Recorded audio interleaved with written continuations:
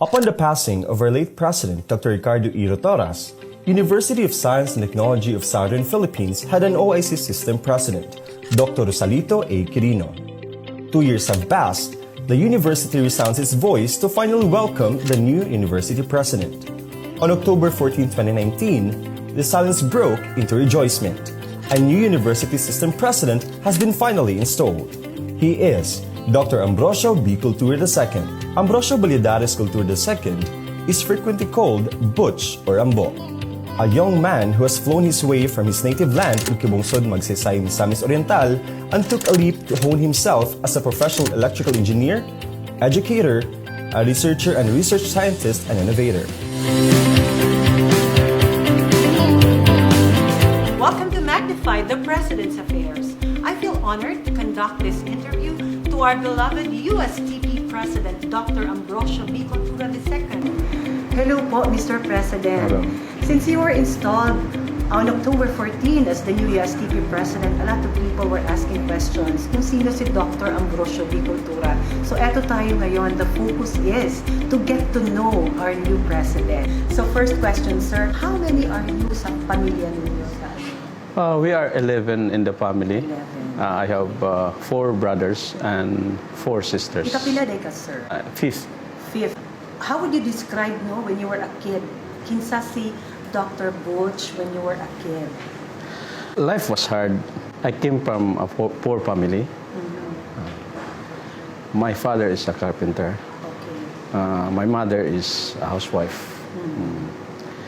I am a shy and silent person. I remembered when I was in grade 1, when my teacher called me to stand up in front to answer questions or memorize something.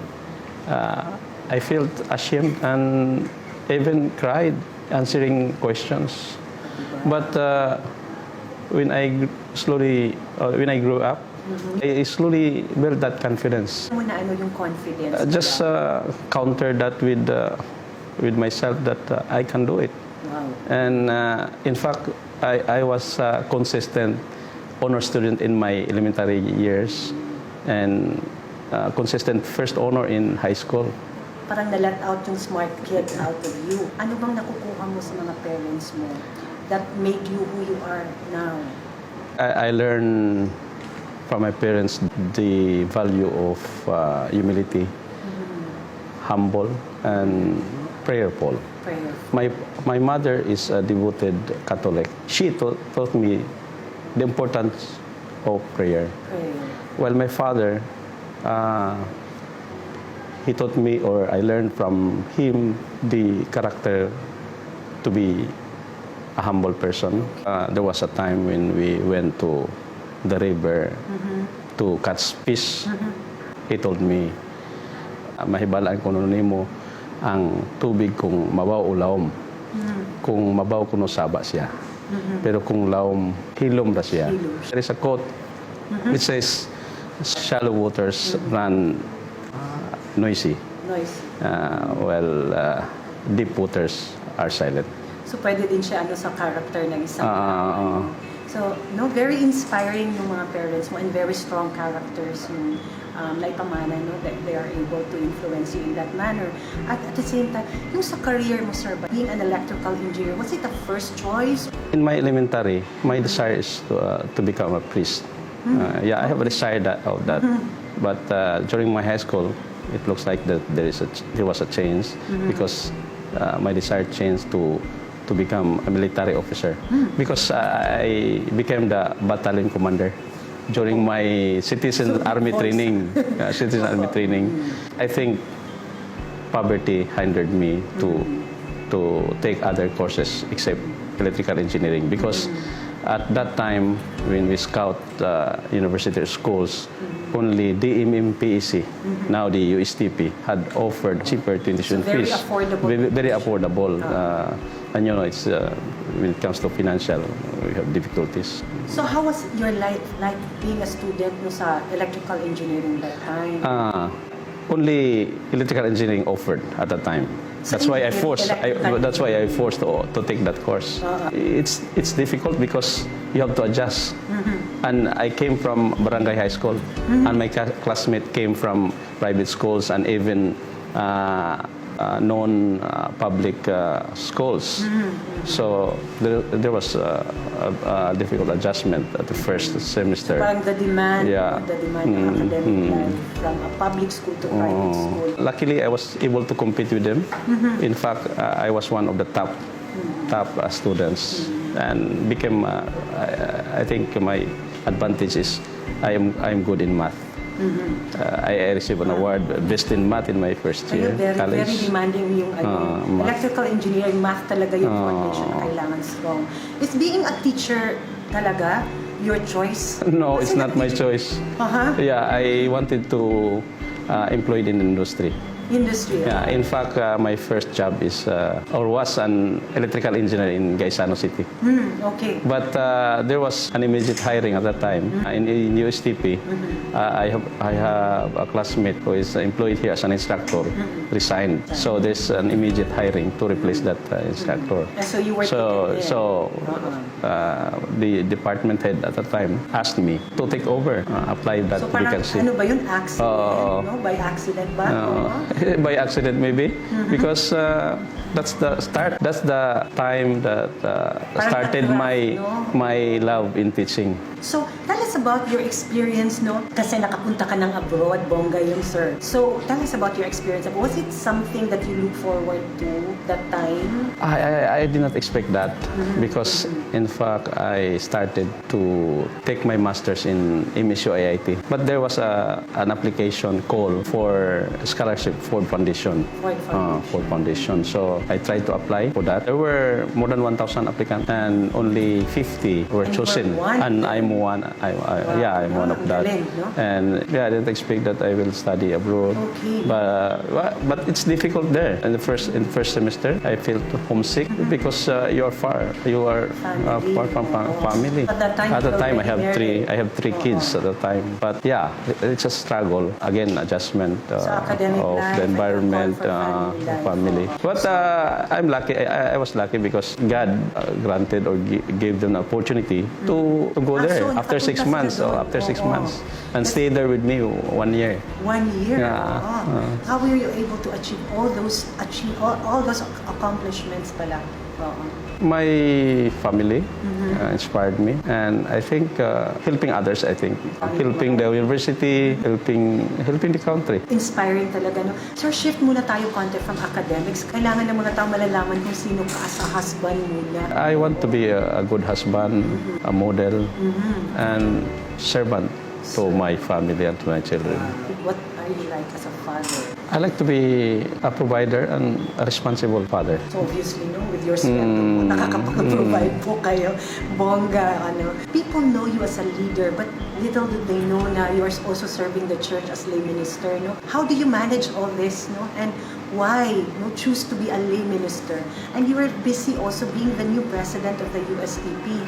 You know, Glenda, I want to be successful in all aspects. I want to balance my life, not just in work, but also in the relationship to God. I think first and foremost, God, and then second is family, and third is our work. So, yeah, it's difficult to balance every day. That's a big challenge. That's a big challenge. But yeah, if you can do that, balancing all this, then there is happiness. This is inner happiness. And it will give you peace and joy. Yes. And joy. So more than all the things that you accomplish, there's priorities that you have. Klaro magud kaayo, no? Ang priorities, sir. And actually, you're inspiring also many faculty at the US. All the entire community, faculty staff, all the employees. So, thank you for that po. Sir, you were described simple, humble, soft-spoken. Now that you are the president, will things change related to how you're going to deal with people? I think no changes. Still simple and humble, but I want to add to that. dynamic. Oo I nga. want to So, become a dynamic university Opo. president. Yes po. Kasi you introduced dynamic Yeah, I concept, introduced dynamic, when you were installed as the president. Even then, no, prior to being the president. Under his simple and humble self is a man of great action. From just being a plain teacher in the year 1992 in his alma mater, he escalated to various designations with higher demands and responsibilities. Any significant experience being the dean of the College of Engineering at saka mga challenges that you encountered? Interesting and challenging because when I was designated as the first dean of the School of Engineering, my qualification is bachelor's graduate only. And I have no experience when it comes to managerial skills. So that's why, again, a difficult adjustment. You deal with, I started only with 5 faculty. That's why I introduce some new programs because at that time only 2 programs, electrical and electronics, and then we open up more programs and hire new faculty. That was during my time as a dean. Ang daming pagbabago, progress. Yeah, because when the late president came back from his study leave for his doctoral, he took over my position because he's already a doctor and I'm only a bachelor's degree. So that's why. So you were not able to finish pa? As a dean at that time. So that's why the administration encouraged me to go graduate studies. So that's why I started my graduate study, master's in IIT, Iligan. So given an opportunity to study abroad, and after that I came back, and then he designated me in as a dean of College of Engineering and Architecture. Still, no, you came back as a Yeah, as a dean. And that time when you came back, you were already, you finished your PhD. Yeah, I finished my PhD already, so Okay, that's no? why. So even then, no, the challenge of being the dean, you started even with your bachelor's degree. You were very promising person talaga. After a 3-month study visit tour in UC Berkeley, he was designated as the Vice President for Academic Affairs. What is your most significant contribution as a VP, Vice President, Vice Chancellor for academics pala kasi nag-Vice President pala for academics. Okay, yeah. No? I think my most significant is the introduction of technopreneurship course in all engineering program. Okay, so it Technopreneurship started and that time innovation. pala, Yeah, oo. it started when I attended faculty boot camp on technopreneurship. I realized the importance of technopreneurship and introduced this. Yeah, and introduced this another path for our graduates to become an entrepreneur. Yes. Aside from being just an employee, but entrepreneurship, to become a really big technopreneur. shift, no, from mentality, no? On the consequent year, he was designated as the first Vice Chancellor for Research and Innovation after the successful amalgamation of MUST and MOSCAT, which then launched its new name, University of Science and Technology of Southern Philippines, or USTP. So at this time, no, before you became the president of the USTP, you were the Vice Chancellor for Research and Innovation. And when I joined the Research and Innovation, I was overwhelmed with your accomplishments. Ang dami mong initiated, I think, for 3 long years. So saan ba dito, ano bang pinaka-significant, pinaka-importante para sa iyo among all those accomplishments being the Vice Chancellor of Research and Innovation? I think bringing those best practices in UC Berkeley, because I went there for a 3-month study visit, immersing in technopreneurship course, and there were best practices that they employed in teaching. I encouraged the faculty to do these best practices. For example, pitching competition, roundtable discussions with industries, with startups, so that CEOs or startups can share to our students their experiences on how they put up the company, like that. Wow. So many, I think many. So it's a huge, They- no, they- parang change in the paradigm in education, no, for USTP. Simple and humble, silent but bold. A man of few words but a man of persistence. These are just few phrases to describe the president of the University of Science and Technology of Southern Philippines. So ngayon, can you tell us, briefly explain to us pala, what dynamic is? Dynamic, when we look at that one vocabulary, it stimulates changes in the organizational process. But my dynamic, it's an acronym of my 7-point agenda. I want the university to be a dynamic university committed to lead in fostering innovation and entrepreneurship in higher education. Okay, no, that's the giggle of our Yeah. president, no?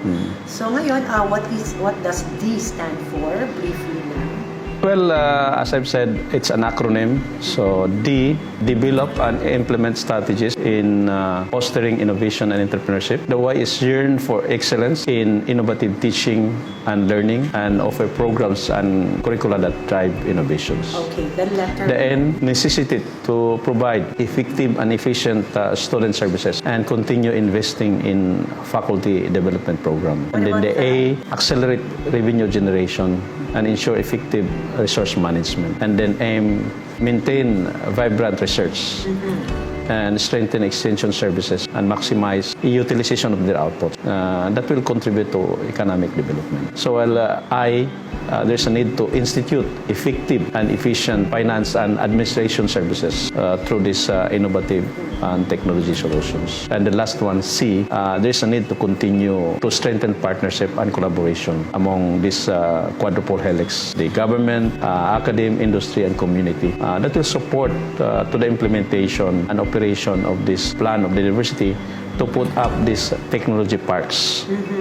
And there's a need to introduce an innovation in the technology parks that we propose. You're really the man for USTP. You know, all the stuffs that were started by the late president, and now you're pursuing them. And you know what, our beloved president, so you are actually inspiring a lot of us to really work for you, partner with you in this project. But anyway, they sound really heavy, that dynamic. But then our viewers know right now, we were going to tell you that this will be explained further in the next episode. Pero sa ngayon, let's make things lighter muna. Pwede tayo maglaro konti. Kasi we will be flashing pictures there sa screen at saka we will just make you describe in one word per picture. Yung unang picture natin, okay, first photo, one word for that po. Simple. Simple. Okay, next photo. One word. Interesting. Okay. Okay po, no? Pero cute, ha? Oo. Happy. Okay, next photo tayo. Ayan. That's cute. I like that. Okay, next photo. Exciting. Exciting. So interesting photos. But before we end our interesting topic and discussions, hindi natin tatapusin without you giving a message to the entire USTP community po. We need to believe in ourselves. Each one of us has the ability to do any type of work or kind of work, whatever it is, easy or tough. But the most important, there is a power in working together to achieve significant results. I will leave you this quote from Henry Ford. Coming together is a beginning. Keeping together is progress. And working together is success. Thank you. Thank you, our dear President. You're welcome. So sa lahat ng mga nanonood, everyone, this will be our first episode, but the next episodes will be very, very exciting as we follow the affairs of our President. So, thank you very much. I am Glenda Libe, your host for Magnified, the President's Affairs.